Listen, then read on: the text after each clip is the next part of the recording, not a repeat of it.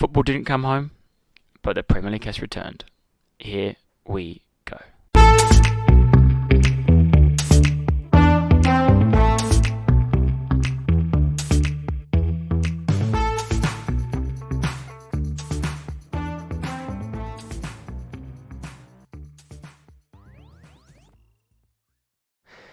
How are we, Tate? All good, thank you, Jack. All good. I was waiting for you to say good evening. Yeah, I changed it up because I was thinking, what did I say? Good afternoon. Yes, good afternoon. How are you? Nice Christmas? Yeah, good, mate. Yourself? Yes, no, very good, very nice. It seems weird doing a podcast on a Wednesday today, Yeah, Tuesday? Middle of the day. It feels very peculiar. But Wednesday at 2:00 in the afternoon. Yeah, but I hope everyone listening had a good Christmas and looking forward to the New Year. We're back, I suppose, like Tate said in the intro, and yeah, Premier League has returned. This might be the normal. I mean, this is our full-time job. Yeah, this is maybe what we're out of our comfort zone. Yeah, this is not our natural setting. But no, I hope all the listeners, like Jack said, had a lovely Christmas and are looking forward to New Year and enjoyed, obviously, the return of the Premier League. It's what the podcast will be about mainly, running through the Boxing Day games or selection of Boxing Day games and the games from last night. And yeah, so with that, shall we start with the teaser? I think, go on. Yeah, sorry, go straight into it.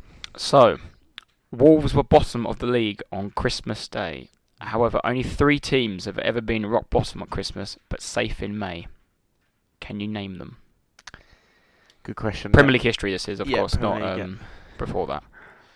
Only 3 teams have been rock bottom at Christmas, but safe in May. Can you name them? All right. Yep. Come back to it. Perfect. So, the World Cup finished.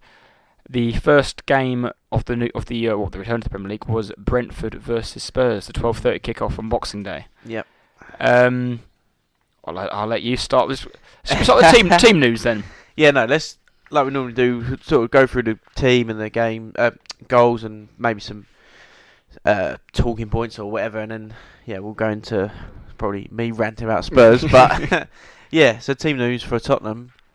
I mean, I haven't got it here, but off the top of my head, it was pretty much what it should be, apart from I'd say our back. I mean, Perisic and Doherty do play. Doherty plays here and there, but the back three and the goalie. I mean, just when you see it, I mean, you have so many questions. You're thinking like, what, who, why? That you raise your eyebrows, but yeah, go. I've got a note here saying very weak back 6. So obviously, Fraser Foster in goal with Lloris on the bench, which is... I didn't think Lloris would be in the squad anyway, but then when he was in the squad, he's got to play. Yeah, if you're fit enough or ready or whatever you need to do and you're ready on the bench, you must play. You're Lloris, you must play. For me already, that raises eyebrows of Fraser Foster's in goal. If you're a Brentford player, you're already thinking, this is a good chance. It's his Premier League debut for Spurs. He hasn't played. That's an immediate weak spot. So. Actually, from the top of my head, left wing back was Perisic, who does normally play. Yeah. Langley, I think, is trash. Yeah, he's a first team regular, but not always playing. Blah blah. But yes, Dyer, Tanganga's first start for like a year, was it? A whole year. Forster's first start in the Premier League for 7 months. He played for us in the Cup against Forest, but an actual start in the Premier League 7 months. Like you said, Tanganga a year. Doherty. I said he does play, but Royale's first choice. It's a bad. They're both as bad. Well, I don't know if they're both as bad as each other. I'll let you answer that one. They shouldn't be, but we'll get into it. But Bentancur suspended. Yes. Yeah. And then obviously Richarlison injured, wasn't he? Was he on with front 3 up front? Yeah, Son, Kane, Kulusevski. Like that's probably our best front 3. Maybe people will choose Richarlison over one of the others, but I would say that's our best front 3. And midfield 2 of Højbjerg and Basuma. Yeah, there's a lot to talk about, I guess, but apart from the back 6, like you said, it's pretty standard. I mean, prior to going into the game, I did have a sneaky suspicion that it would be a tough game. Brentford look a good team, don't they? Yeah, it seems like always every Tottenham performance, but I just didn't think it would be that bad. But yeah. So it started off. I actually missed the first 10 minutes or so. I literally turned it on, and within literally 5 minutes, that Brentford had opened the goal. Yeah, he scored in the 15th minute. Sloppy, just deflected, double deflection, shotgun wide, hit the goalkeeper. That's the thing. Son doesn't hold the ball up. He gets the ball played into him. He loses control. They take possession. Tanganga then, his first mistake of many, lose the header out to Tony, and they go on. And like you said, it ends up with that fella who sort of hits a pass, turns into a shot, deflects, comes off the goalie, then Jan out their midfielder runs through and obviously just bundles it in, and yeah, you're 1-0 down. And it's just not that it was out of nothing. We weren't dominating the game. It just, I don't know. I was sitting there talking to my brother and dad watching it, and suddenly turn around and they're 1-0 up. It's like, oh, here we go. And you look at it again, yeah. Like you said, you're just calamity of errors and deflections. It ends up in the goal. And then I think he really got much of. He had a couple of here and there chances in the first half, and then Tony got played through, round to the goalkeeper, and then obviously ruled out for offside. But that was it was tight. It was obviously offside, but he could have held his run, and that could have been quite easily. What I've said here. I mean, that's what I want to say is that offside goal, rightly so offside, but it just sums us up. Basuma got the ball in the middle. There was no real pressure on him. Yes, everyone talks about the pitch and the bobbles, whatever, but Basuma controls it, and then he dilly-dallies on a ball for about what seemed an eternity. Maybe it was a couple seconds. Gets the ball nicked off him, and they run through, and Tony's offside. But that just summed us up for the whole until about the 60th, 70th minute. That was Tottenham. That little moment, that was Spurs on that day. I mean, from your point of view, I remember I can go off what you were saying on the group chat. It's just so frustrating to watch. Obviously, you've had 44 days off and nothing's changed. No. You would have think maybe they would have got some of them players. Obviously, didn't go to the World Cup. You could make a, but it's the same Spurs that was before. Yeah, that's it. And you talk about mention certain players, but I'll pick out Doherty. Surely you can be good enough.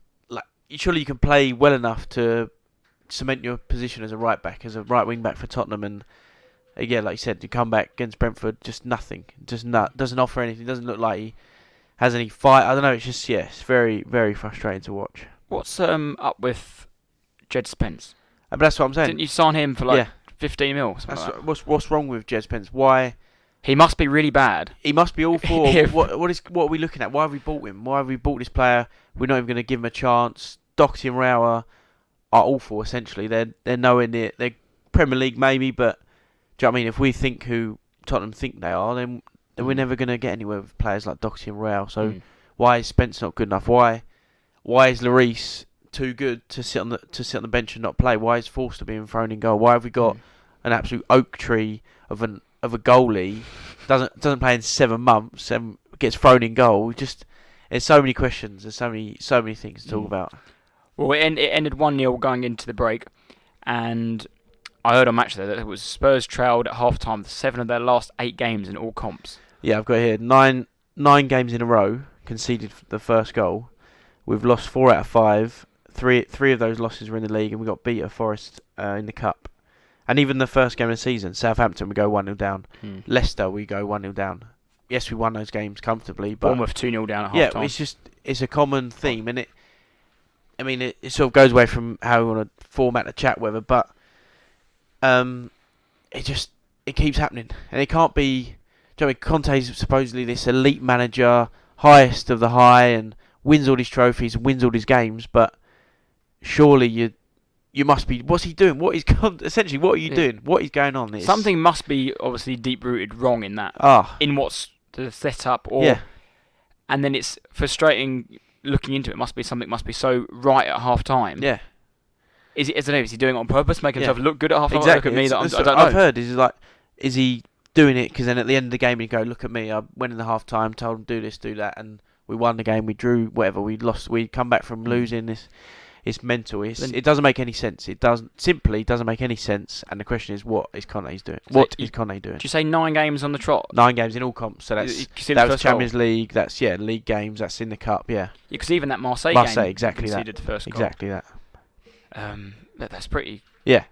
Why are you starting so slowly all the time? Yeah. Arsenal don't do that. They're top of the league. City don't do that. They're currently 3rd, but they're going to be battling for the title. Newcastle don't do that. They're miles ahead of us. This is just me. Do correct me if I'm wrong, but off the top of my head, it doesn't seem like he's also making wild changes at half time to I'm going from 3 at the back to back to back. We play the same formation. We play the same players. He doesn't like some managers. Like you saw the World Cup, Deschamps brought on 2 players just for half time. He's not like you said, not bringing on a mad sub and going right. He's going to change the game.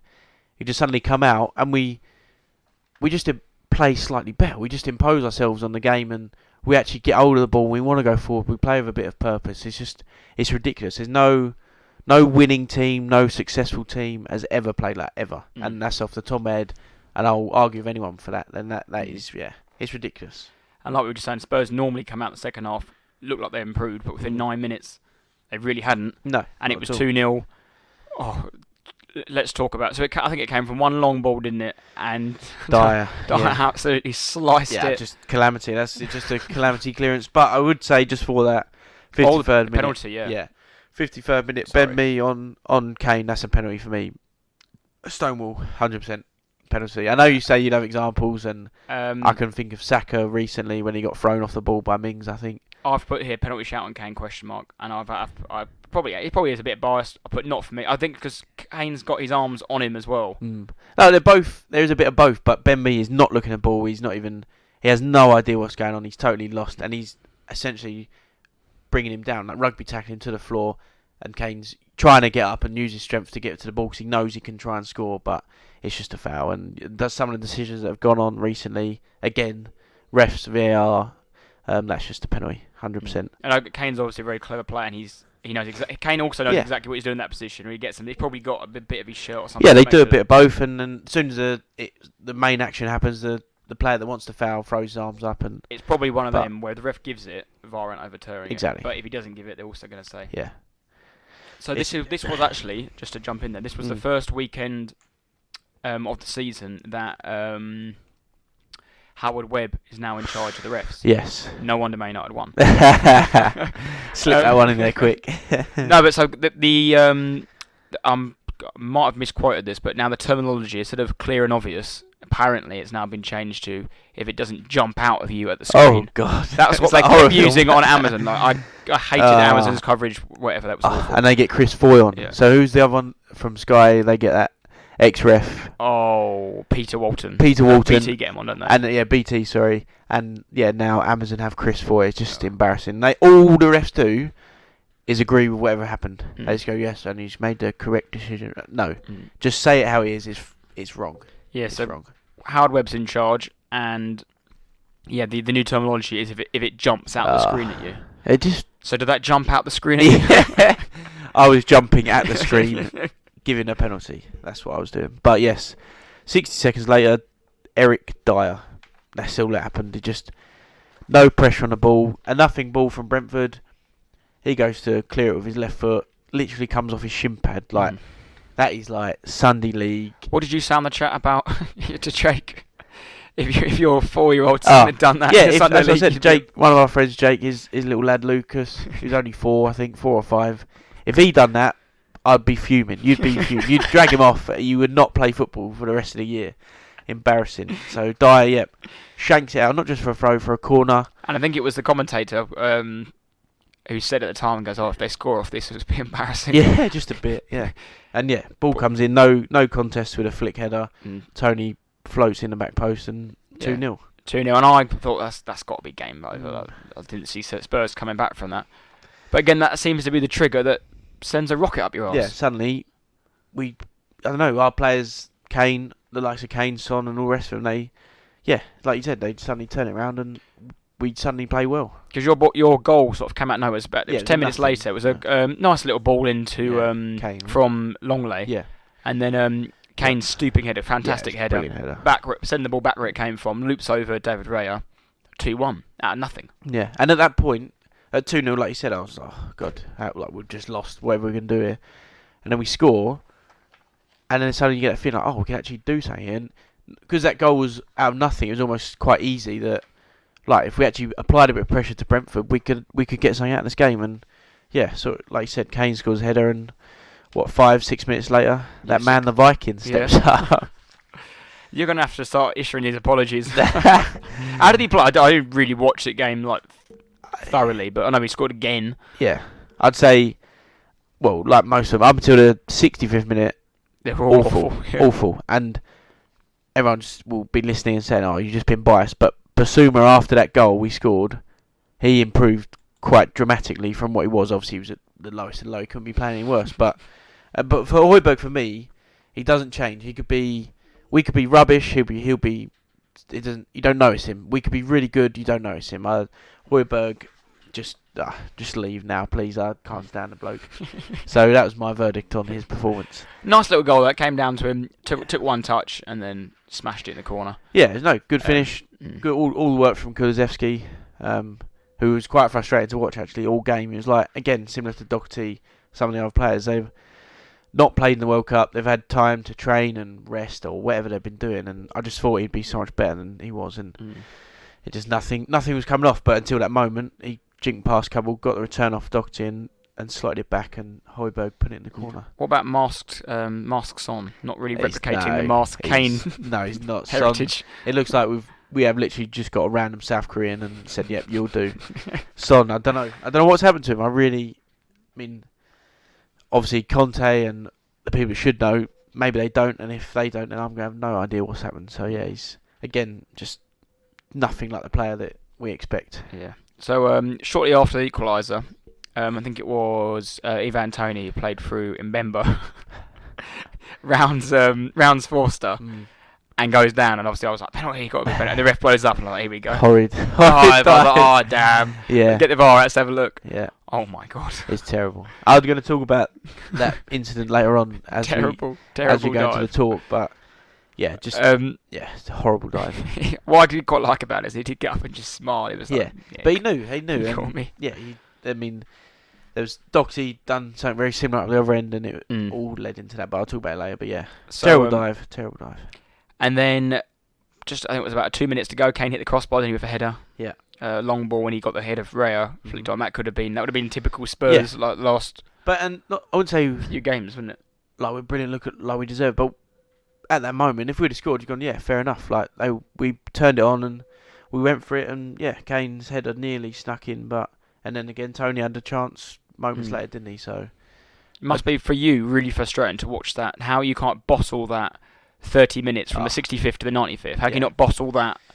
Yeah, and how you're playing like that and produce. I know you can't produce 90 minutes of it, exactly. But you can produce some of it in the first half. Like none of it comes in the first half. It is dire. It's just and it's like you just said, but I don't expect us to be right. That half hour we're brilliant. So every game from minute 0 to 90 we're going to be bang on. Like that's not expected, but it's the way you go about playing. So the second half, basically, surely we can at least start a game and play the game like that. We might not score. We might misplace passes. Kane's touch might be rubbish, but at least implement that sort of style of play. And it winds me up when Conte comes out after and he says, yes, the intensity and everything was much better in the second half. But what are you saying before the game or leading up to the games that for the first half at least we're playing so badly? It's so annoying. It's very, very frustrating. And yeah, it was like you said. That was after he hit the bar, and Tony had a chance. That was full time 2-2. It just seems a frustrating result for you. It does. I mean, but in terms of the performances, we're lucky to get a point. Really. Would you have taken a point before the game started? I know it's all hindsight now. Not I would have taken, but I sort of would have not expected. I don't know. One of them is what it is. It's Brentford away, first game, Boxing Day. It is traditional. Like it's not quite not the worst result in the world, is it? No. And when you go 2-0 down and you play horrific like we were, it is what it is. But just quickly on Brentford, they are a good team at home. They is what it is. I think their record under Thomas Frank, whenever they've scored first under Thomas Frank, they haven't lost. Yeah. So I think it's like 16 games, like 13 wins or something stupid, 3 draws, something really good, like a really good record. And yeah, that game was a perfect bit of evidence for that.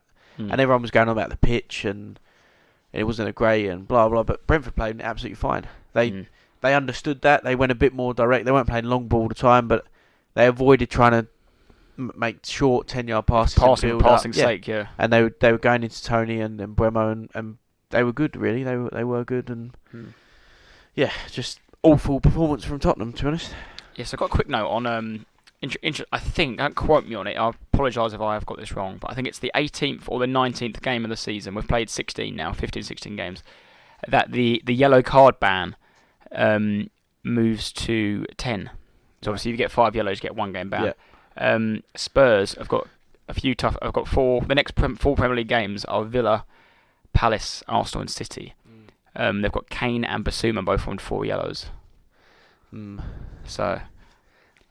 It'd be nice for Kane to be suspended for North London Derby, so he can't score his obligatory penalty. That would be timing, wouldn't it? I'd say Basuma could. That's easily he's gonna get booked at some point. He'll get booked next game if he plays. But that Kane one is a one to watch out for. I hope not. Yeah, hopefully he'll probably get booked at the weekend because he knows that. So we had Jesus on a yellow for quite some time, but obviously he ain't playing for a little while. No. Was there anything else you wanted to add on Spurs? Yeah, just about exactly what I said earlier. But why? What are we doing? Why are we playing this? Similar to what you mentioned, Spence, and what does Spence need to do? Why is Doherty so horrible? Tanganga should never play for Tottenham again.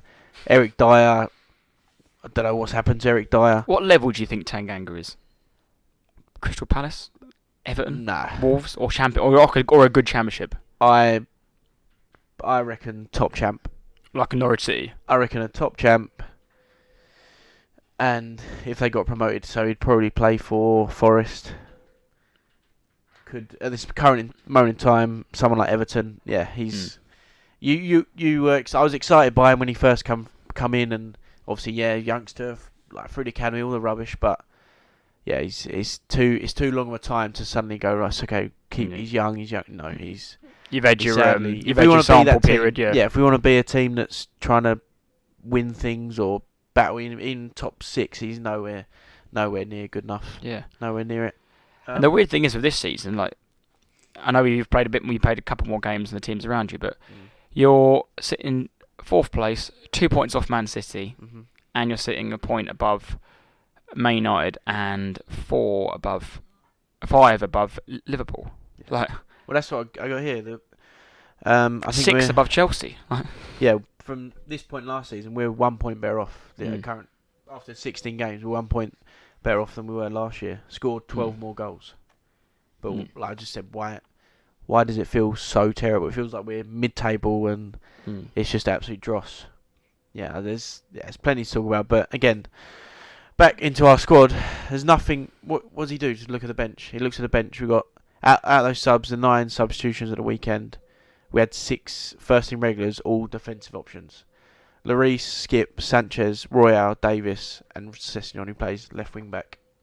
And then 3 youngsters. We had Gill, I think Sarr, who's never going to play, and then Harvey White, who's I think he might be a left back or something like. He's just never going to play. Gill gets thrown on here and there. He's 18 years old, about 4 stone, piss wet through. Like he just isn't. I just don't get it. I just don't understand what is going on. Why is Lloris not playing? Why is Ben Davis? Ben Davis, what's wrong, little gentle Ben? Why are you not playing? Is he not in the squad? No, he's on the bench. Oh, right. But because Wales got knocked out in the group stage, he has to have a week off. Like, there's a lot wrong. There's a lot wrong. Well, moving from Spurs, there's a lot wrong, to 2 teams that there is a lot wrong with them. Yes. Everton versus Wolves. So it was Lopeteguy's first game in charge of Wolves. After getting appointed just before the Christmas break. Most of these players in both teams wouldn't have gone to the World Cup. I know Portugal had a few, Wolves had a few for Portugal. I think Everton had a couple here and there. But Yerry Mina made his first start since the opening day. And no Connor Cody because he's on loan from Wolves. Yeah. That I saw Everton come in for a bit of criticism for because they're planning on buying him in January. Right. I know they can't play because it's not January already, but they maybe could have done a deal or something. I don't know. But he's obviously was a big miss for them. He's been good for them. But Mina opened the scoring 7th minute in. And then Wolves equalised with potential. You see the goal? Yeah, lovely good. Training ground corner. They've been working on that. Haven't they? It was a bit. I think they worked on it, but when it got to Martino on the edge of the box, it was almost like he almost didn't want it there, whatever. But a very good goal, nice finish from Podence. Yeah. And just talking on Everton's team really, they started with Gordon, Mopay and McNeil. Like, I mean, I know they rejected a £40 million bid in the summer for Gordon, but that screams. Yeah. Like Mopay for Brighton was okay. Like but he's a player who scores 5 a season. He might. Who should score 10. Yeah. But because he's just bad finisher. Yeah. And like I said, McNeil, relegated player from Burnley. Gordon, there was a sudden hype and we want him supposedly, but there's in a bad way. Like, where the hell was Calvert-Lewin? Is he still like wearing dressing skirts and got his handbags and perm in his hair? Like where? Like I know he's surely he's not injured again. He got. Well, you'd hope not, but he must be out. Like, what was he doing the last 44 days? Yeah. I think to be fair, I actually think he is in. They've got City. Have they got City? Yeah, they've got City next. I think they want him back for City. So. I mean, there was a few chances for Everton, a few chances for Wolves, but it ended up being a breakaway goal from Out-Nouri. Yeah. Then the ball got played over to Dharma, who put in the worst cross ever, but it was a massive deflection. There was 3 players in the box, and the cross has been pulled back to no one. It's going out it's going back the Everton way, but it got deflected, fallen to Out-Nouri, who's just taken a touch and then smashed it past Pickford. Yeah. Shirt off, scenes. Yeah, it's good. Absolute limbs. Goal, yellow card, shirt off. It was quality, wasn't it? 95th minute. If you watch it, because that Out-Nouri, they win the ball back on their edge of the box. He just sprints the length of the pitch. Yeah, it's so good, and you could just see it. He's probably thinking about it. His eyes were seeing it happen. Just the ball gets drifted across, lash it home, and 95 That's minute some winner. of the difference though between getting 3 points, not the desire to score a goal compared to the desire not to concede. Exactly that. Because Patterson, the right back Everton, he ran all the way back, but he couldn't get anywhere near right now. He just didn't. And then you see him, he falls to his knees and he's gutted. But like exactly what you said, just why were you not neck and neck with Nuri and defend him? But there's just because it was a close game, wasn't it? It was a close game, but.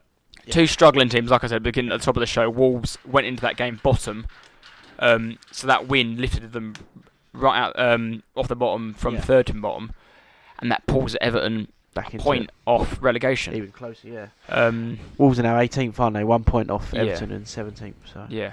Everton 1 win the last 5 games, 3 wins all season. Well, Everton. It's not looking good. Everton 1 point from possible 12 in the last 4. Lost the 5 previous from 7, so they've got 4 points from 21. They've only had 3 wins this season. They've lost 21 games in a calendar year, the most ever since they've done it. 21. They've lost 21 games in 97 and 2005. Like it just isn't looking good at all. Everton are so far in the mix. It's a joke. So I was thinking this earlier. What was the trigger, and can you picture it, that has changed Everton from being a top 8 team that you would always think, they've got a chance. I don't want to play them.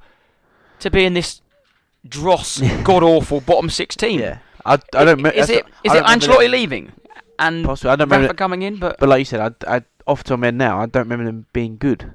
No, but they were always. Yeah, but no. I'm with you. I know. So I just now all of a sudden, like you said, I now think of Everton as they're battling down the bottom there, an awful side. But yeah, they had that David Moyes era, and even more recently had some better times, but and I'm sure they would swap those right now for what's going on, but I just don't know. Maybe it's just been a slow decline, like you remember you brought up the Burnley and the Southampton sort of slow incline. Decline, sorry. I think they're doing okay, but then suddenly they're in this state. Because last year for me was the first year of my sort of lifetime, I think, that of my supporting football. They've been that close, and if it wasn't for the teams below them, were even worse. I know that sounds silly, but they were that bad, and Everton had Richarlison kept them up at the end of the day. Yeah. I think they've had, within sort of last 15, 20 years, I think, yes, they've had some near misses, if you like, to relegation. But overall, like you said, they've always been, I'd say, at least top 10, battling for Europe and causing a few upsets. For some reason, I always think Arsenal going there, might be a really good record, but I always think that's always a tight game. It's always night and raining. It's just difficult. But, with Lampard, I think because of what happened at the back end of last season at home, their home record, they think they're going to be alright, but I don't think so. I really don't think so. Well, the top of my head, it's got to be bad recruitment, because even under Martinez, I didn't particularly like. They were okay, but they had good little players. I know they had Lukaku, Morales, Delafeu, who could do some stuff. Fellaini was always was decent for them and always a threat. Yeah. But like I said, now they've replaced the likes of Lukaku, Richarlison with the likes of Mopé and McNeil. Yeah, and they said Iwobi, Mopé's not going to... he, like you said, he might be a good player within a good side, but he's not going to keep you up. Is he not going to score 10 goals? He barely scores 4 or 5, like you said. It's just it's a strange one, and I think the big thing of that defeat on the flip side for Wolves, but on what I'm about to say, but Everton losing last minute, last kick of the game to a side that were bottom at the time, bottom of the table at home on Boxing Day. They should be going into that going, right, we're going to win this and fight, and whatever it is, they should be scoring the last minute winner. And yeah, I think that manner of defeat is just, that will kill them. That will absolutely kill them. And the flip side for Wolves, that is massive. Enormous. That is enormous. Funny you say that, because I've got a little screenshot here of the bottom seven from Bournemouth to Southampton. Yeah. So like I said, Wolves were bottom on 10 points. They're now 1 on 13. Everton dragged in 14 points, one above the relegation. If Everton win that, they're sitting in 15th. They're sitting in 13th. Yeah, they move straight up. Out my little screenshot of teams are going to get relegated. Yeah. And they'd be, quick maths here, 5 points clear. Yeah. 4 points clear at the bottom, like. Yeah, but they've, like you said, got City next. Is it at City? Yeah. It doesn't really matter. It's irrelevant, but I think it is. It's away at City. Oh my God. Yeah, and they're 19 goals, obviously not great. Conceding that amount, but they're not necessarily leaking goals. They're struggling to score, but even when they played us at Tottenham, they were just awful. They were just absolutely awful side. And yeah, like I said, that bottom lot, sort of, Bournemouth down, and I know Leicester on 17, but yeah, Bournemouth down. That is each game it changes, doesn't it? Like one team might get a result, might draw, might lose, whatever, and it swaps about all the time.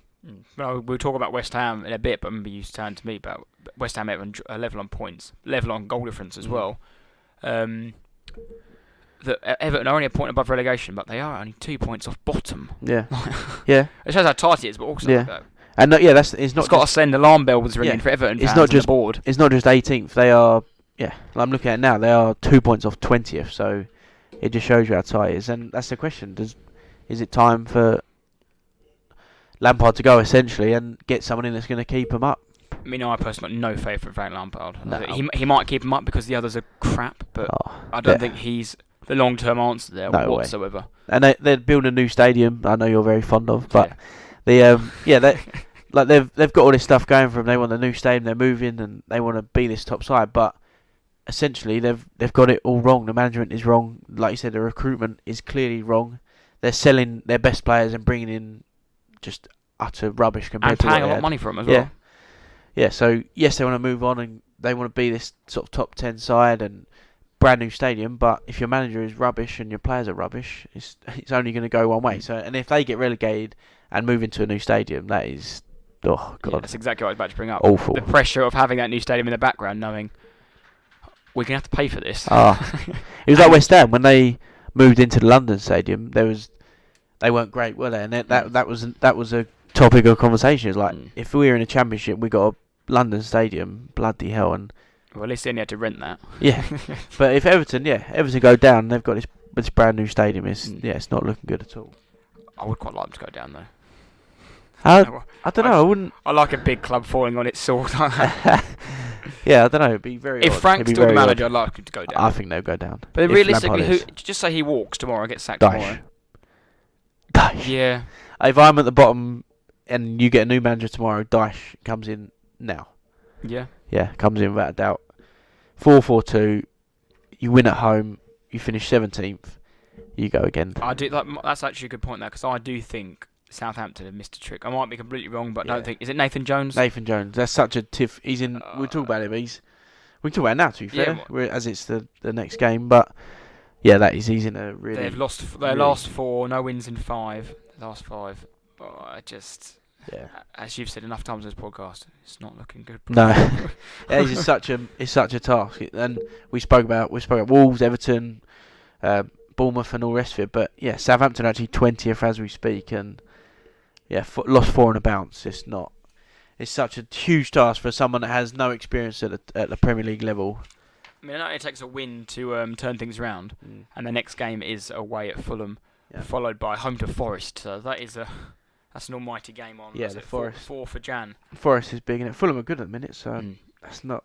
Again, that's probably a loss. It's a tough game, yeah. But have you got anything else to add on Wolves? Well, it's a good win for Wolves, so the first game for Lopetegui. Yeah. I think they'll be okay. Yeah, it's Wolves' first win in 6 games, and like you said, Lopetegui's first league game. They won in the cup as well in his first game, so 2 on a bounce for him. Maybe they got a new manager bounce, and he's quite a high pedigree of coach and manager, so maybe he might be the difference for them. Whereas Everton have got Lampard, Southampton have got that Nathan Jones, Forest have got Cooper, like sort of unknown managers at the top level, but maybe Lopetegui will be the difference. I mean, the reason I think they'll be okay is just if we run through a couple of the Everton, Wolves, Forest, Southampton, for example. Off the top of my head, if I'm the Arsenal manager, I would sign, and I know this might be a stupid way of looking at it, out of all them 4 teams, there's more Wolves players playing for getting in my Arsenal team. Yeah, and Wolves have a half-decent player. Neves, a good player. Martini, I know he's old, but he's a good player.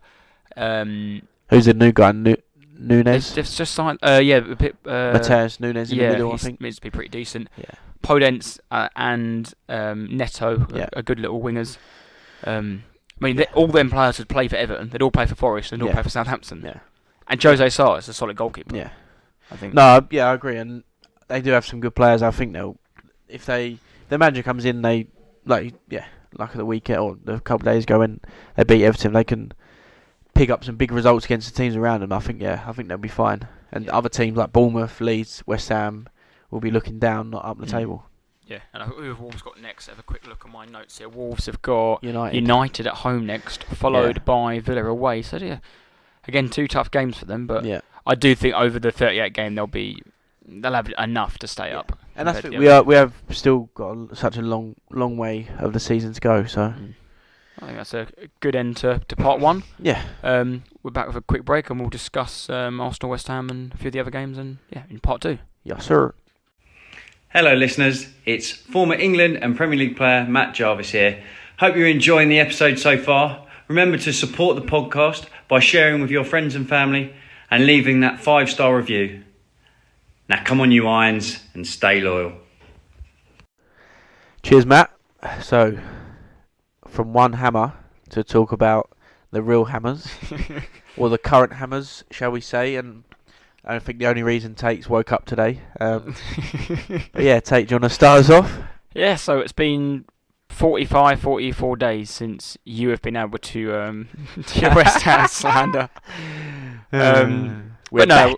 We'll start with the game. So start again now. Start the team. Before the game, didn't think that Saliba would start. I know he'd been on the bench, but I just thought he just wouldn't play. I thought it'd be Rob Holding started. So to see it was our strongest possible team, apart from Jesus, I was like, well, I'm confident now. Because going into the game, I was a little bit tentative, a little bit nervous about. I really don't want. We've been playing so well. I don't want this break to derail us or anything like that. Yeah, I was a bit like, I don't know. That is one. It's only one game from the return, but with Arsenal at the moment, you don't know. You're not seeing them do this ever. So City, you expect them to win every game. Even they're not doing it currently, but even Liverpool, you expect them to be every season top of the table, win every game. But yeah, that's as a probably Arsenal fan, like you said, with such a long break, you don't know how they're going to come. They were fantastic at the start. You might have needed to continue to play throughout the whole year to carry on. But yeah, obviously the other night proved and then good showing. Seeing the West Ham starting lineup of Fabianski, Kufal, Dawson, I don't know who the other defender was. Kera, I think it was. Kera, that was it, and Creswell. I was like, well, I'm confident now because that's just dross. But so it started off. Arsenal started well. Got a goal ruled out for offside. From Saka, which was offside. It was Saka scored it, wasn't it? Yeah, it was unlucky because the ball got played through to Saka, and it hit Saka's toes, but then Nketiah was off, backheeled it, and it was offside. Yeah. Arsenal played nice football, keep pulling them all the way, and then on the breakaway, Bowen got played through, and Saliba, he looked like a player who hasn't played for 6 weeks. Yeah, it was a reckless. Because when it happened, I said to my dad, I was watching, was that because you always talk about Gabriel's got that big mistake? I was like, was that Gabriel? But no, it was Saliba, just a reckless tackle, wasn't it? Really, it was just so unnecessary. And he caught him on the back. It was the rear angle you see. He does catch him, and it is a stonewall penalty if you hear his contact. Yeah, and Bowen, unlike most, carried on, tried to get to the ball, whatever, but couldn't quite stand up. Basically, silly foul. Just like you don't need to do that. No, because Ben White was on the cover, and with any penalty against Arsenal, the goalkeeper goes the wrong way or doesn't save it. It's just a standard thing that happens. Benrahma straight down the middle, 1-0. But then that didn't. Literally all West Ham did that half. Arsenal continued straight away, and looked to get back level. And on before we go on about the refs, and because we slate them, and rightly so, 45 minutes they give a penalty. Was it Michael or the ref? Yeah, so we were right behind that, and not happy, but if I was a ref, I would have probably leant towards giving it, because you've got the VAR to hopefully get you out of a sticky situation. And yeah, he gave it because it did look. It happened quite quickly. It was a bit odd, like the head and arm, but yeah, and then it was rightly overturned. But yeah, because I was right behind that, and we gave it. I was like, that's definitely a Stonewall penalty from where I looked. Yeah, it would. And but he did hesitate. He stood there, put his whistle, and was and then he then went penalty, and it took like, I don't know, it sounds silly, but it was like 3-4 seconds. Yeah. But that's longer than it would normally take. Yeah. And then went straight. I don't know why he had to go to the screen. He could have just told he headed it. So true. He then went to the screen, saw it hit him in the head, and that was half time. I was like, You're probably quite frustrated because you were the whole game. You didn't change. You were the better team by far. You happened to be 1-0 down. It's like bloody hell, what's happened here? And but the second half started, and Arsenal just were on top straight away. But the pressure, they looked like they'd had an extra 10-15% in them, and we got a little bit of luck where Odegaard had his shot, which was an awful shot. Yeah. But he had tried that 2 or 3 times in the first half. Little passes about 2 centimetres off here and there. Straight to Saka, great first touch, smashed it, placed it in the corner, put Fabianski's Arsenal 1-1. It was almost like, because it was a shot from Odegaard, no one expected it to end up with Saka, and Saka was in a fortunate position, but Kufau was so deep. And I said, everyone was like, people were saying offside. I said straight away, no, like Kufau's about 10 yards too deep. And yeah, like I said, because it was a shot, no one expected it, so Saka was just 1-on-1, basically tapping. Fabianski went the other way and just slotted it in. Yeah, it was a nice, easy finish. And that was after, 53rd minutes, so 10 minutes into the second half. And then literally 5 minutes later, nice little 50-50 in the air, and Saka barges Declan Rice out of the way. Yeah, and Rice was at fault for the first goal. He lost the ball initially for the counter. And then, like you just said, second one, he gets bodied by Saka twice. They play round him and plays it to Xhaka, who plays through Martinelli. He does a little stop-start, wrong foot's Kufau, and then left foot smashes it, bottom corner. That was terrible goalkeeping. I think he'd done it with the eyes or something. I think he was going to put it across him and done him near post. That was poor, wasn't it? Very poor from Fabianski. And literally... another 4 minutes later, what have I got it here? 58th, 69th, so 9 minutes later. Yeah. The main man. Shall I let you? I've just got here. Nketiah, I'll let Tate explain. No, it's a lovely goal. So I think Xhaka, Partey on the ball back, I think played it to Ben White, cut inside Benrahma, slipped through Odegaard, then a nice round the corner, and then Eddie Nketiah, Spankeller, one touch, thumped it in the corner.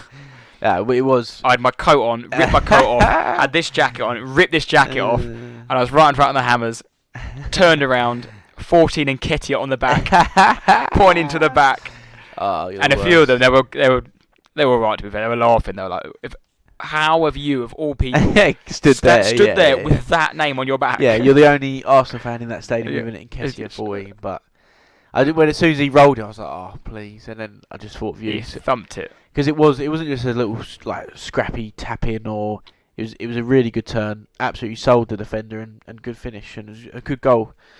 But that is what I know I keep banging on about, and people are going to be laughing or say he's crap. But we will miss Jesus. Don't get me wrong about it.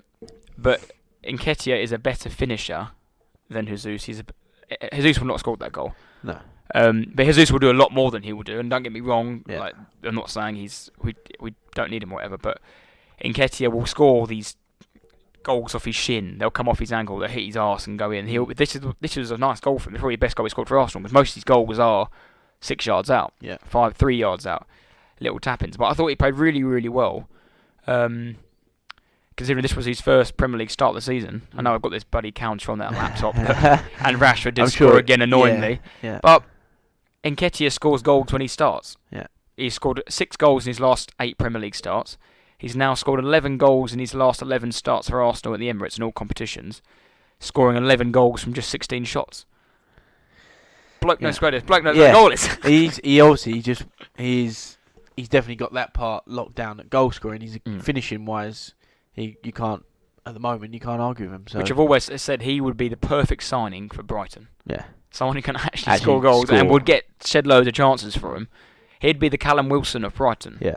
He would just score like 10, 15 goals a season. He'd be fantastic for your fantasy team because he'd play every week. Yeah. Well, it's a bit pricey, I thought, on fantasy. No, but he is pricey. Well, since he's not played. It was between him or Callum Wilson. I chose Callum Wilson in the end. But he will now have 3 months of regular football. Yeah. Up next, we've got Brighton away, which I think will be very tough.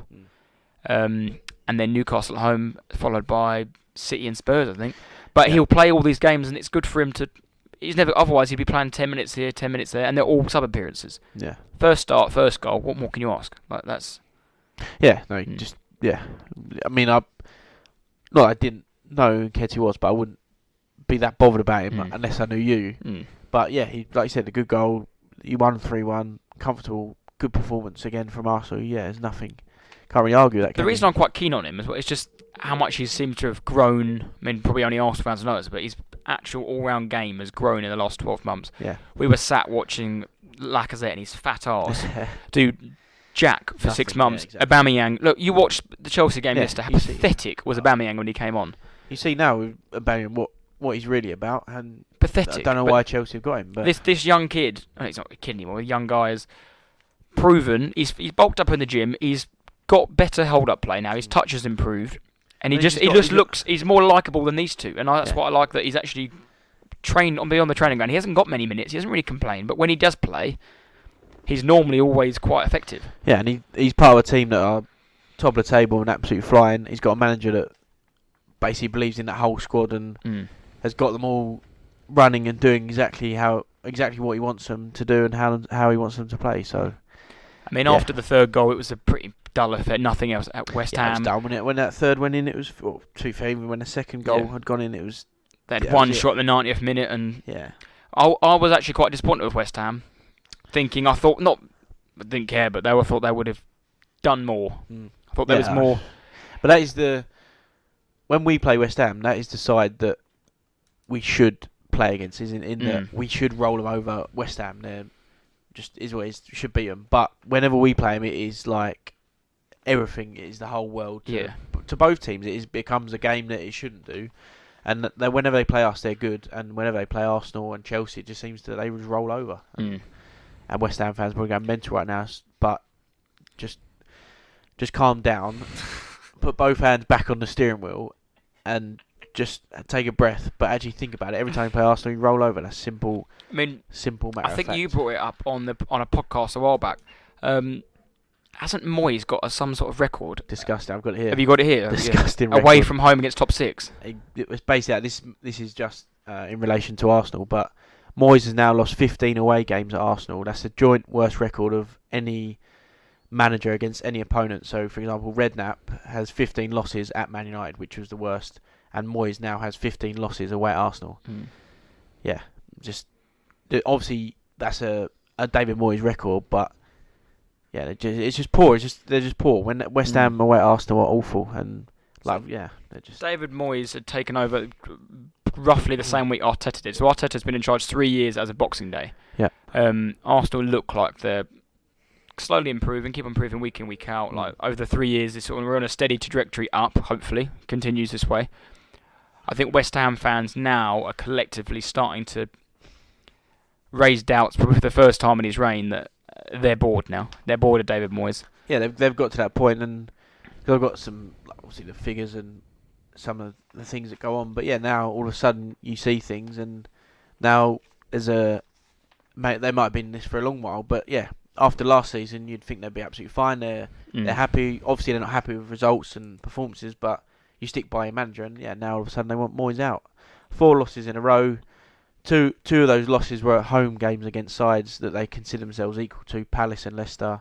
They've only scored twice in 4 and conceded 8 goals. Well, like we said earlier, West Ham 16th, 2 points off 20th place.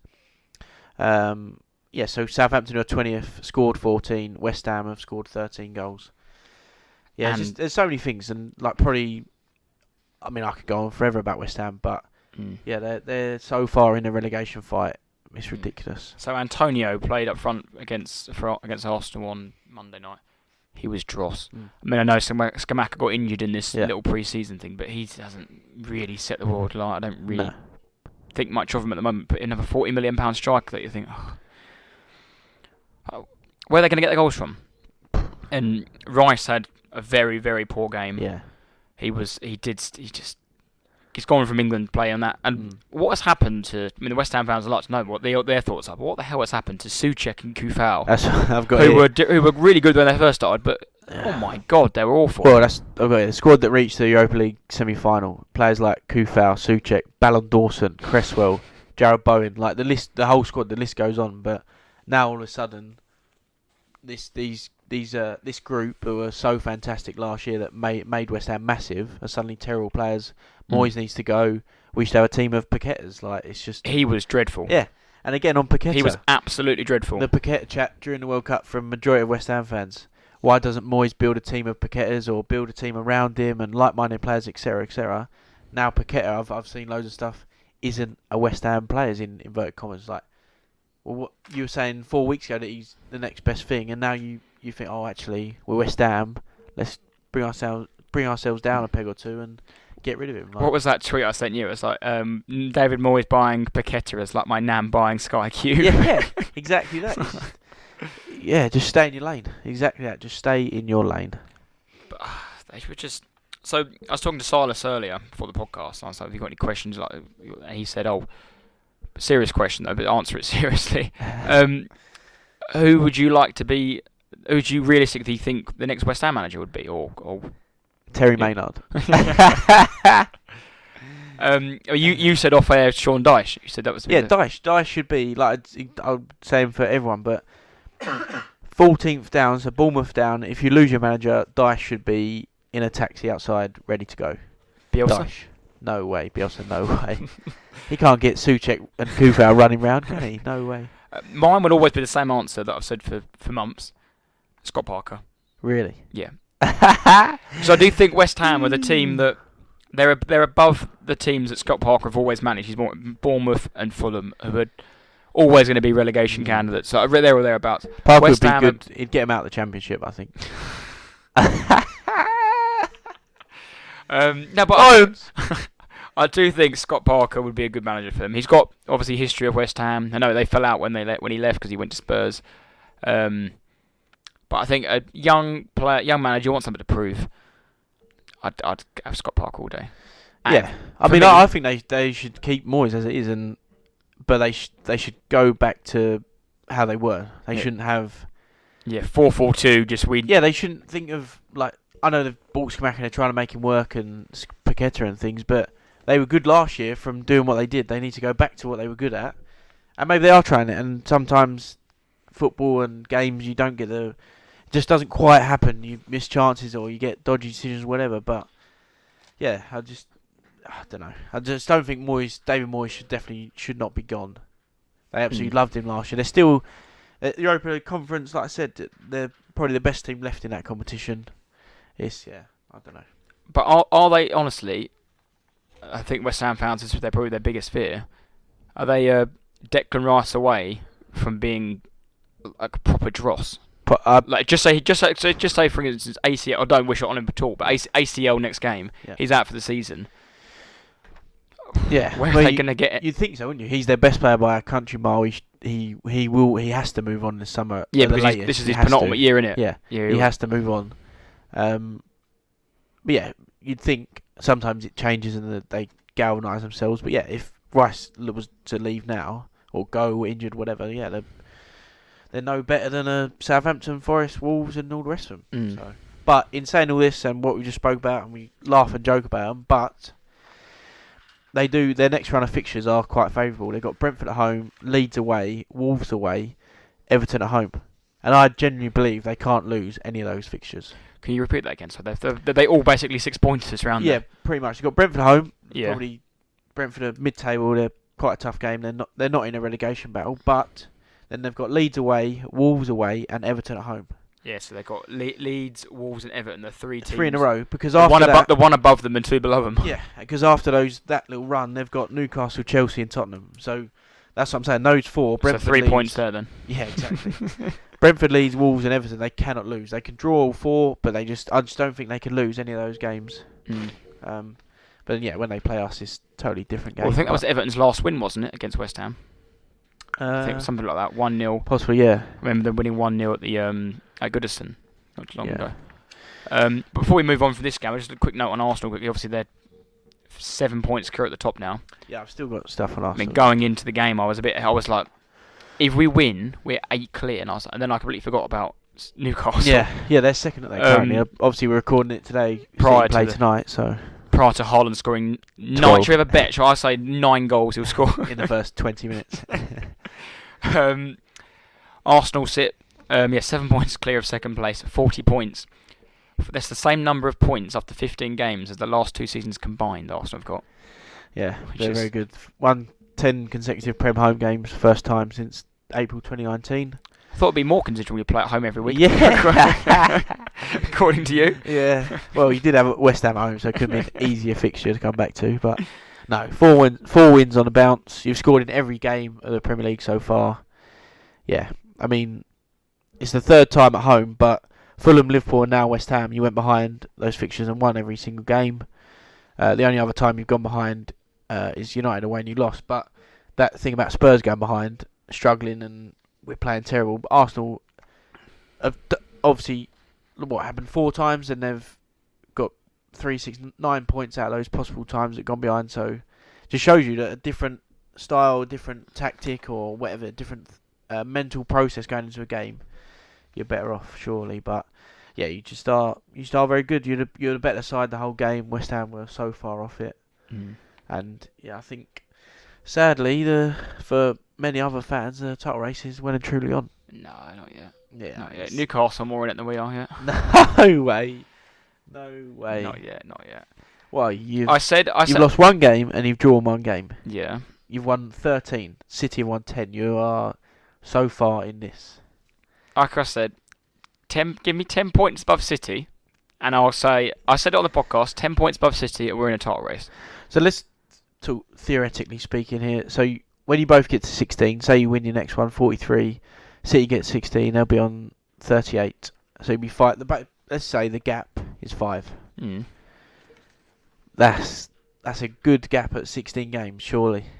No, because there's still 22 games left. City can win. Yeah, no, don't. Arsenal's all-time record. This is my main reasoning why Arsenal's all-time record of winning games on the trot is 10. That was the Invincibles, it's the best ever team I've ever seen for Arsenal. Yeah. You could argue like top 2 whatever teams ever play in the Premier League. Whatever, everyone's gonna have their different opinions on everything. City have won the league like 3 times in the last 4 years, and all them teams have won like 16, 17 consecutive games. They just do it. Yeah. Liverpool came second on 99 points. Do you know how mad that is? They lost 1 game all season, 99 points, and didn't win the league. Yeah. How can you compete with this? The only reason there's been a title race the last like 2-3 years is because Liverpool have worked 110%, not got any injuries. Yeah. They lost. They had only lose 2 games last year again. I think something silly like that. And what did they get? 96 points last year. Yeah. Something stupid like that. Yeah. And still, that's what we're competing against. We're competing against an absolute monster. And we've got our best striker, who used to play for them, by the way, who then they said wasn't good enough, so they went and got Haaland, who's got 18 goals and going to smash the all-time Premier League goal-scoring record. Their second striker has just went and won the World Cup, while our best striker is out injured for 3 months, and we've got Eddie Nketiah now playing for us. Like, I know I really like him, but this is what the levels we're talking about Man City you've got to compete with. Yeah. I mean, we get Thomas Partey injured, we're done. You got Elneny. Did you see that? Elneny? Come on and played like 22 seconds, I think it was. What a man. But that's why I can't. 10 points is 3 games. It's when you play them, isn't it? When you play City. If even just Newcastle. for example, we're 7 clear before we play City, and then we beat them 10. I'll be very. I'll be nervous. I'll be like, okay, God, maybe we can. It could happen here. But I just can't see. I can't see it because of how I know how relentless and ruthless City are. Yeah. Maybe if they get to the Champions League final, or they've got a really good European run, they might ease off a bit. But I doubt it. They've got so many players to. Yeah. They've just got Jack Grealish sitting on the bench for 100 million, who just barely plays. Like, we'll bring him on now. Like, how can you? I don't see how you can compete with that. Yeah, I know, but currently you are. You are. I know you say this, but you are. And We've done, like, don't get me wrong, we have done bloody well over 15 games, but there's still 23 games left. You've got to play City twice, so that's 6 points done. My only hope is that Spurs get their finger out their arse and get their annual 6 points against Man City. I guarantee you get battered by them. I think we if will. you did last year, you beat them twice and got top 4. How the hell have you beat Man City? You beat Man City twice last year, who won the league. Think when we play them, because our run of fixtures is disgusting, and we play whatever. Basically, we play City, and then we think we play you or something. But I think we'll get battered by City the first time, and the second time it'll be tight. It'll be a draw, or we might lose by 1 goal. But yeah, a City spanking is got to happen. We annually lose 5-0 to City at the Etihad, like, every year. Like, at least between 3 and 5-0 every year. Yeah. You always get minimum 4 points out of these City. If you, God help us, get 6 points, 4 points. I hope we don't. Imagine if you got 6 points. And you win the league by 6 points.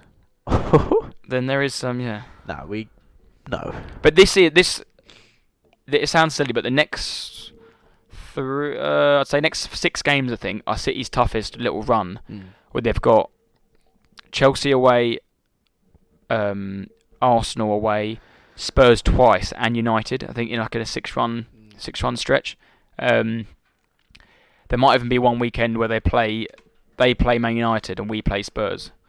I'm having a quick look. So that could be decisive, but yeah. So that run, they've got Chelsea away, United away, Spurs at home, and then Wolves. But then they play us again and after they've got Wolves. us somewhere.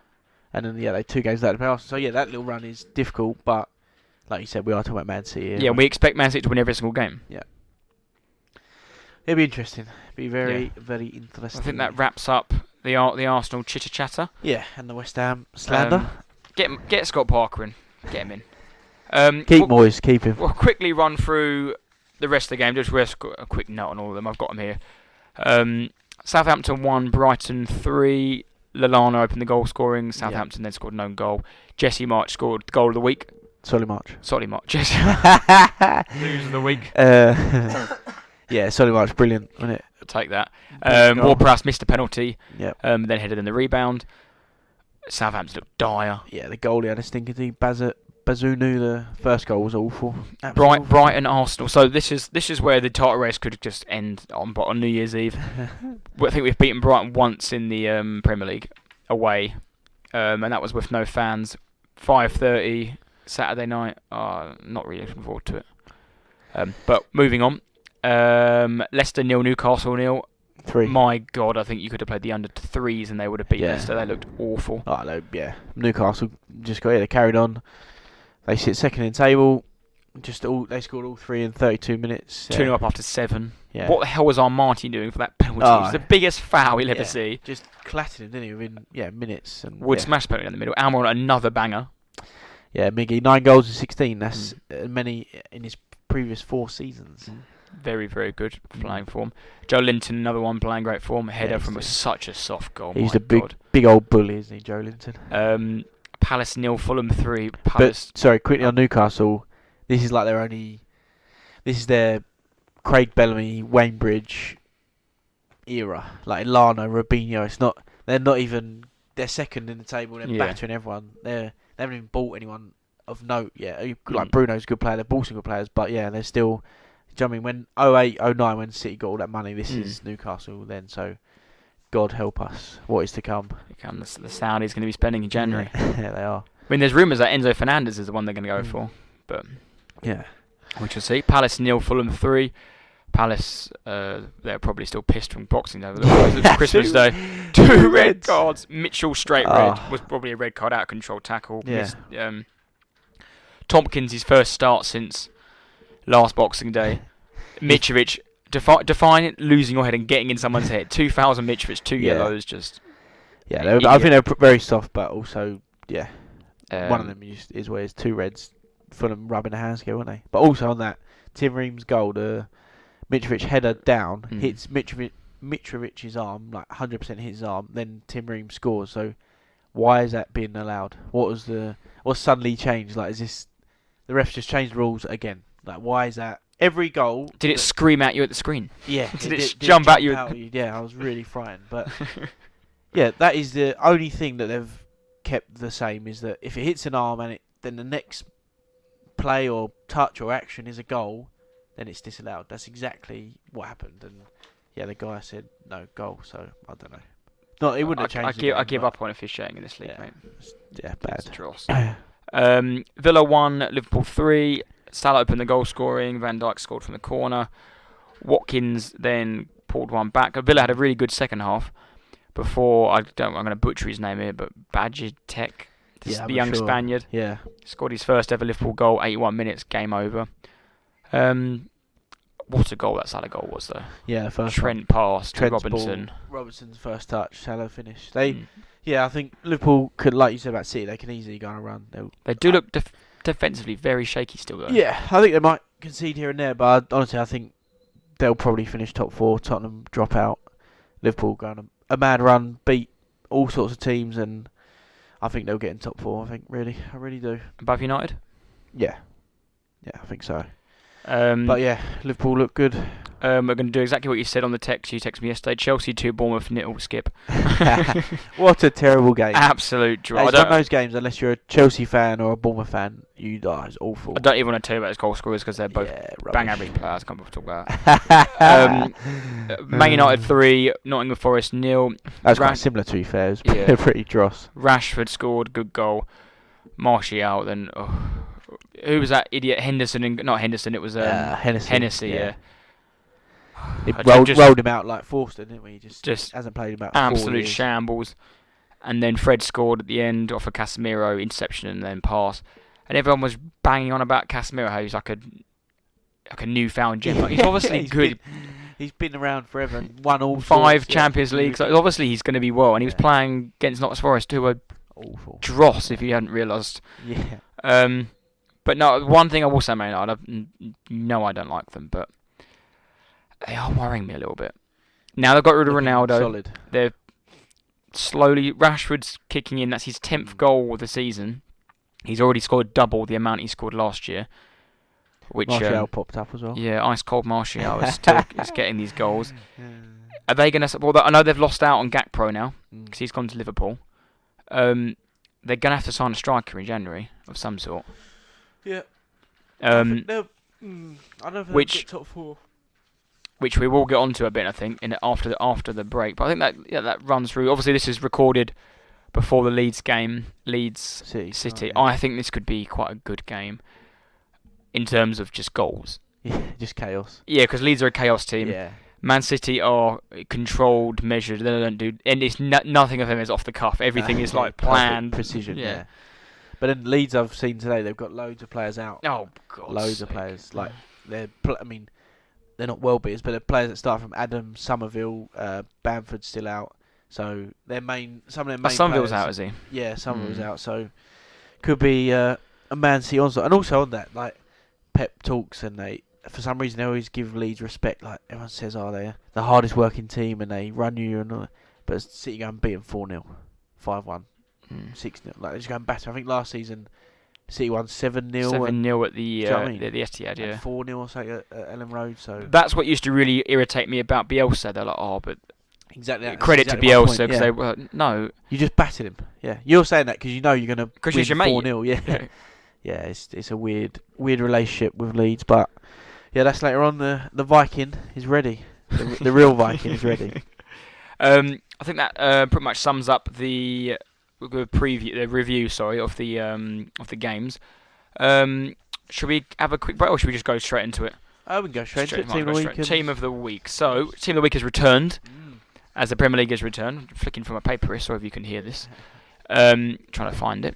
Team of the week has returned, and so has the fan vote. Yes. Prior to recording, it was between Jose Sarr and Robert Sanchez for the GK, and I think Jose Sarr just edged it, hadn't he? Yeah, I think I'm not sure. Should we have a live update as of 15:36? Pog's been up since this morning. I think it was 40%. 60 to 40% indeed. Yeah, Jose Sarr. So Jose Sarr's being locked in. The defenders. I don't know if you want to go for the defenders, Jack. Yeah, we've gone for Ben White.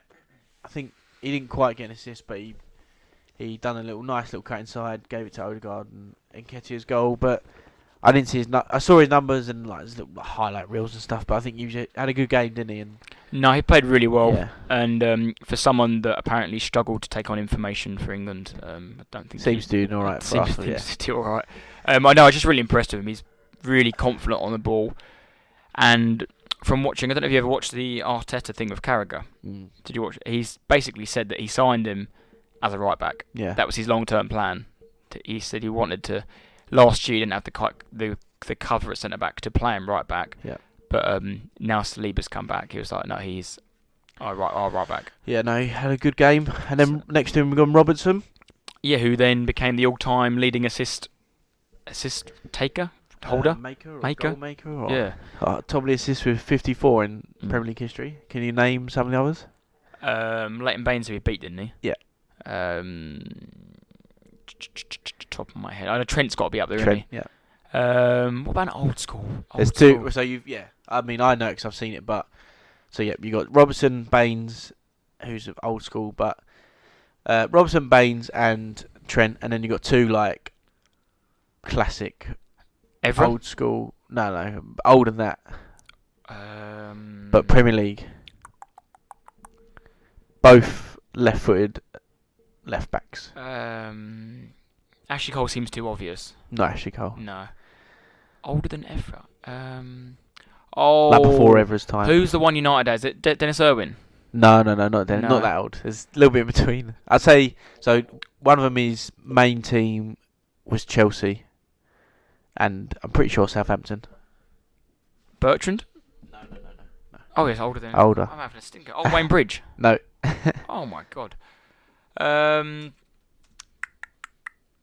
team Chelsea... Oh, Graham Lasso. That's the one. Yeah. Graham Lasso. And then before that, his team... So, Graham Lasso is one of them. And another left back. The left back... Let me just check. I'm pretty sure his main team... Kolarov. No. Oh, Older. Kolarov's too recent. I suppose Kolarov might not be, yeah. So yeah, this guy, his main team again, played tonight in fact. And then he didn't play for Man City. Oh, so Leeds left back. Ian Hart. Yes, Ian Hart. Ian Hart, yeah. There we go, yeah. No, I like that. I like being put under pressure. Yeah, that could be a With team. my left back knowledges. Yeah, ballers. But yeah, there we go. Robertson in, like I said, yeah, back to team of the week. Ben White and Robertson in the back. Midfield, we've gone with Solly March. Yeah. Not. I actually saw a funny podcast. I listened to a funny podcast earlier. It was Tim Lovejoy. Tim Howard? No, I said Tim Lovejoy. So who replaced Tim Lovejoy on Soccer AM? Max Rushton. That's what I said. Max Rushton. Yeah. And he goes, Solly March is one of them players who is called Solly March. He's not, if I called you March, you'd have, who are you talking about? Oh, you don't call him Solly? Yeah, he's just like a full Solly name. March. Like Ben White. Ben White's one of them people. Yeah. And he was like, he goes, do you think his mum calls him Solly March? Or do you think his mum calls him like just Solly? Oh, that is perfect. There's a few players like that. Like yeah, he says, so true. At the top of my head, he was like, Benicophobia is one. Or, I don't know. There's a few. I know what you're saying. No, yeah, Solly March. Just definitely one of them. His full name. No, he scored an absolute banger. Yeah. Of a goal. Goal and assist, didn't he? I think. Yeah, very good. And I think he was the player at the back post when they scored the own goal as well. Yes. I think. And then Martin Odegaard was the other one who got in there. I mean, it's probably me being a bit biased, but he was good. Fantastic. Yeah. 2 assists. And he did one lovely bit of skill at the 93rd minute. The crowd went nuts. I think he had might have been Ben Rama and Bowen on him, and he sort of flicked it through one of their legs and got round both of them for Cruyff turn. It was quite silly. Yeah.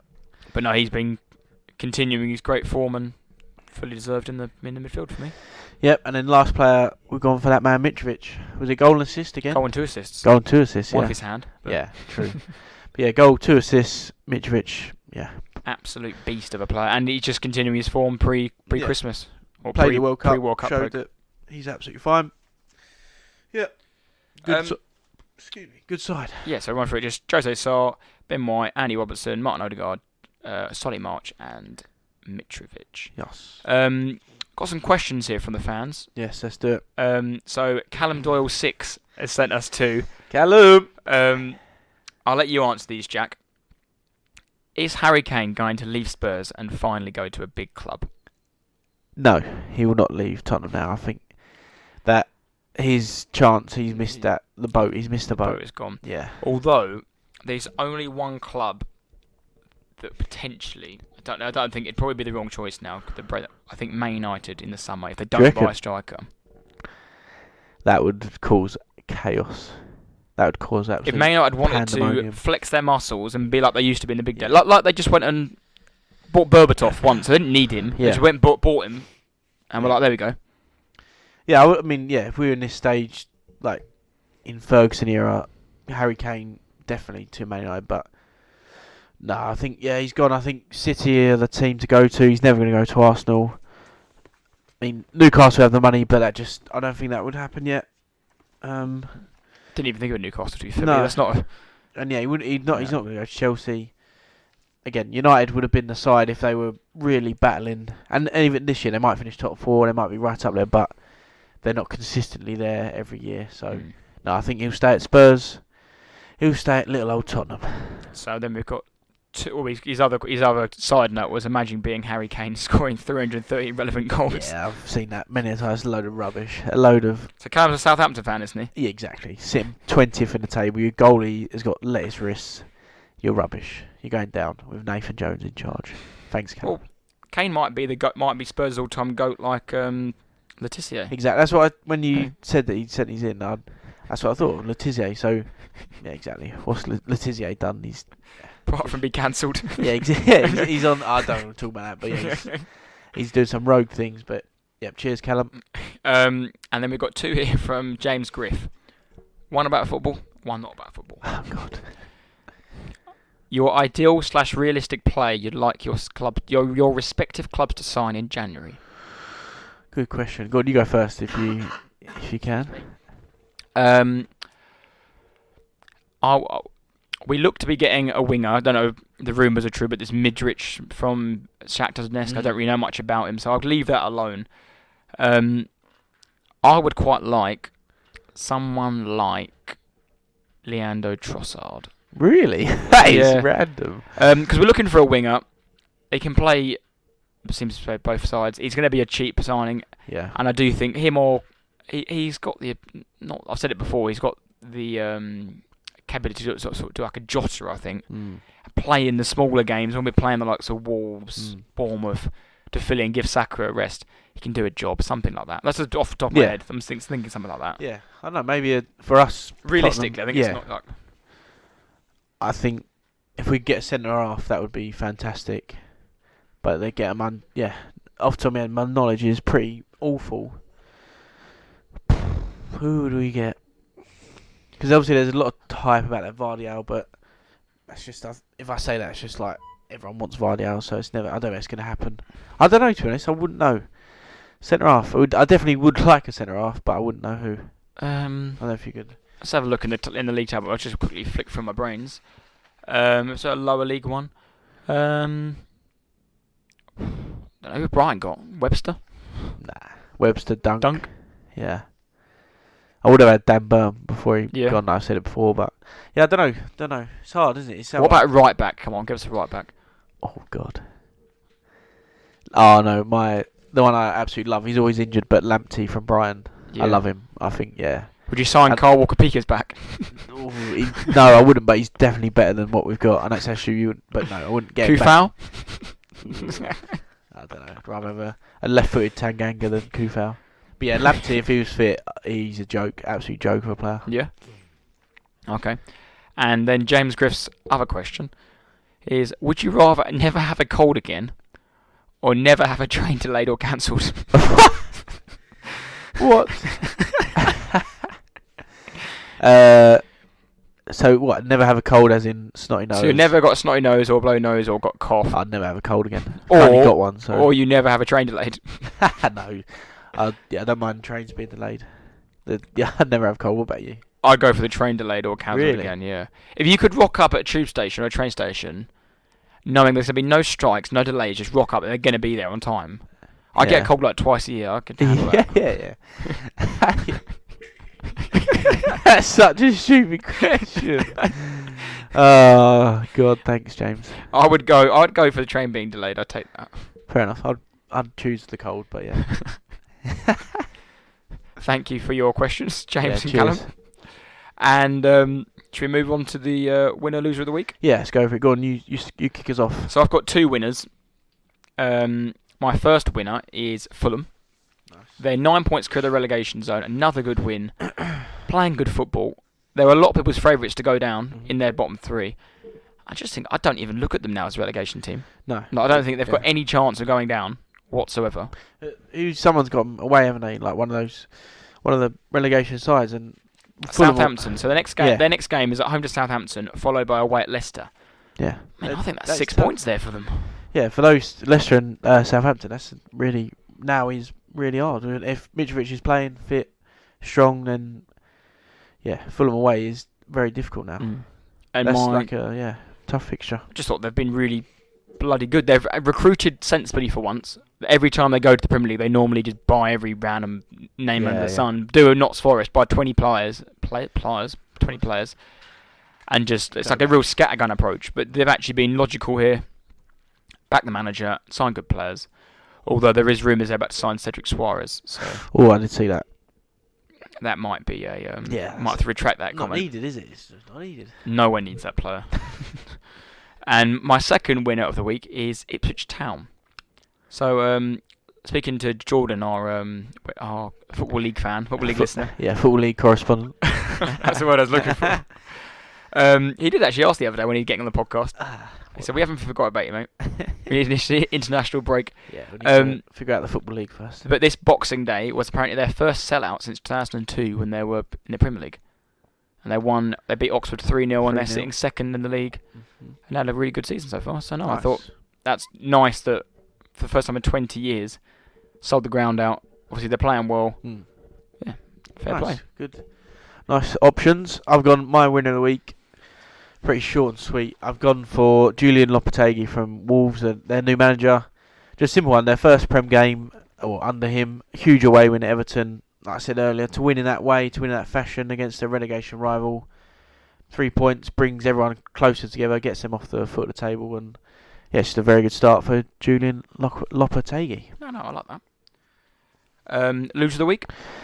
So, like I said earlier, I referenced when you talk about Brentford and Bremo, I've gone for their centre-back, Matthias Jorgensen. I think his nickname is Zanka. He's one of their centre-halves. And so, this is a bit of a story, but essentially he's a loser.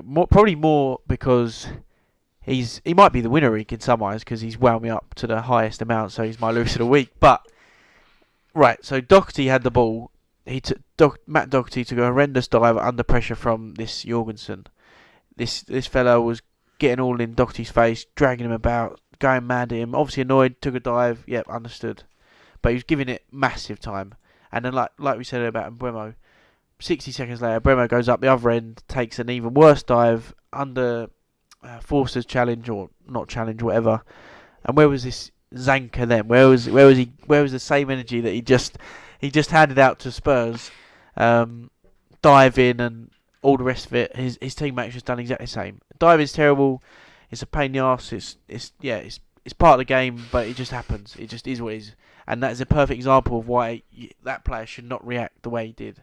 Because yes, Doherty dove and it was awful, but your player, one of your main strikers, ran up there and done exactly the same. If not worse, yeah. Yeah. So, whoever you are, Jorgensen, you can have that. I like that a lot. My loser of the week is also from that same game, and it is Hugo Lloris. If you want your break, mate, take your break. Have your 2 weeks off. you were shit in the World Cup. You were shit in penalties. Why on earth are you on the bench? Please tell me. He's a goalkeeper. Are you as well. tired? He's a goalkeeper. Are you mentally tired? Are you physically tired? Yeah. What? You're the club captain. If you're on the bench, you need to be fit enough to play. Especially as like Fraser Foster gets sent off after 2 minutes. Yeah. Right, I've got to play now, but I'm not. I'm not ready. Yeah. Don't be on the bench then. Yeah. And if you're on the bench, you're number one. You play. Yeah. What if you're doing? fit enough to be on the bench, you're ready. Like exactly. If you're ready, you're fit enough to be on the bench. You play the game. If it was, I don't know. I can understand maybe a winger, if like or a striker. If Harry Kane got to the final, and then he wanted a break or whatever. But goalkeeper, man, just yeah. And I'm not saying Lloris, like Forster, he didn't do anything wrong. He didn't necessarily do anything about the goals, and I'm not saying Lloris would have stopped them from going in, but it just sends a horrible message out to the team. You're, like you said, the club captain or captain, whatever it is, just been in the World Cup final with France, and he's sacked it off and sat on the bench. It's just rubbish. Absolute rubbish. On a similar note to that, Varane was the first player to play minutes from the World Cup final. Yeah. And I think he played 78 minutes for Man United, kept a clean sheet. Close to being loser of the week was my mate Harry Maguire. yeah. To be on the bench when Luke Shaw was playing centre-half over you, and Varane's just played a World Cup final 9 days ago and came off injured. Yeah. I think that shows that everything Ten Hag thinks about you. Yeah, and it just shows you a difference in opinion. At England, he's probably the first name on Southgate's team sheet. Goes back to United, and like you said, Luke Shaw's playing centre-half. But no, I like it, yep. Lloris, fully deserved. Perfect. And before we move on to back to the teaser, I'd just like to shout out happy birthday by the time this probably goes to air, it's 28th today, 2 days. Happy birthday to our mystery employee. Me and Jack employ a person to do all our graphics, our designs. The magic man. The magic man behind the talking loyal appearance. He likes to be unknown, a bit like Banksy, basically. Yeah. The talking loyal Banksy. But it'll be his 29th birthday on Great age. on the 30th. So Great age. Happy birthday! What do we call him? The talking loyal Banksy. Yeah. Yeah, cool. Yeah, whatever you like. Talking loyal Banksy. We would give his Instagram tag, but he won't like that. So happy birthday, mate. You know you are. Yeah. We'll keep you anonymous. Right. Is there anything else you wanted to add on that? No. On the winner losers team of the week. No, all good. Questions. Good. Continue to send your questions in, however stupid they are. Yeah. Like Chris one, but we'll try and answer them as best we can. Right. Let's go back to the teaser then to close out the show. Wolves were bottom of the league on Christmas Day. Only 3 teams have been rock bottom at Christmas, but safe in May. Can you name them? Leicester. Yep. That was the season before they won it, wasn't it? Yeah, it was Nigel Pearson's season. Yeah. The ostrich. The ostrich, yeah. West Brom. Yep. Brian Robson. They were the first team ever to do it. That was was it Kieran Richardson when he was... Yeah. Up on the... I've got his face in my mind. Yeah, they were the first team ever to do it. Oh, 2 off the bat is pretty good. 10 years apart they were. So it's the third one. Somewhere in there.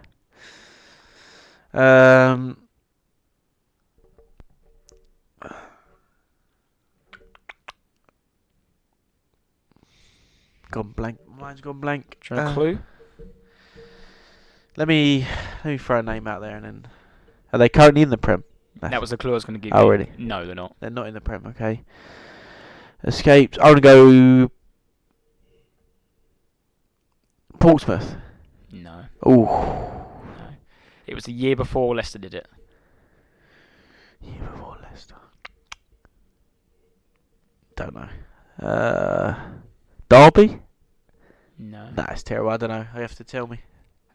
Paolo Di Canio was the manager. Oh, Sunderland. Yeah. Oh, your boys. The boys. Sunderland. The Mackhams. The Mackhams. Oh, decent. Yeah. Paolo was. I think it might have been. Was he in charge or? Yeah. Oh, right. It was. I think it might have been Gus that got them down there, and then he got them out. Gus. Oh, decent. Yeah, good. Sunderland in 2000. So it was West Brom 2004, 2005. Sunderland then did it in 2013/14, and Leicester then did it in 2014/15, and then went and won the league the next year. Year after, yeah. Sunderland then got relegated the next year. Nice. For context of how good of achievement that is, it's how just ridiculous. Nuts. I like it. Good question. But I think does that round up the podcast? Yeah, I think so. Yeah, 90 minutes, a solid 90. Yeah, we've covered the the few games that have been on. Obviously, City tonight. But yeah, Come on, Leeds.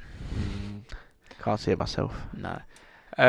So we'll be back what day is next week? Probably next Tuesday, like it's normal. Yeah. Maybe Tuesday, Wednesday. It'll be in the new year, won't it? So obviously, Yes. thank you for supporting us this year, Yeah. and we look forward to the next podcast of 2023. Yeah, and if anyone's out New Year's Eve, be safe. I'm Yeah. sure you have a good time, but make sure you're listening next week again. Yeah. Or if you're not going out New Year's Eve, make sure you're listening to Yeah, podcasts. yeah. This could be a nice background Yeah. bit of sound whilst you're cooking your dinner. But no, thank you for listening. Continue to send your questions in, share, like, subscribe on our channels and whatnot. And yeah, this will be live 28th in about an hour or so. So yeah. Decent. So happy New Year, listeners, and yeah, take care. Stay loyal. Stay loyal.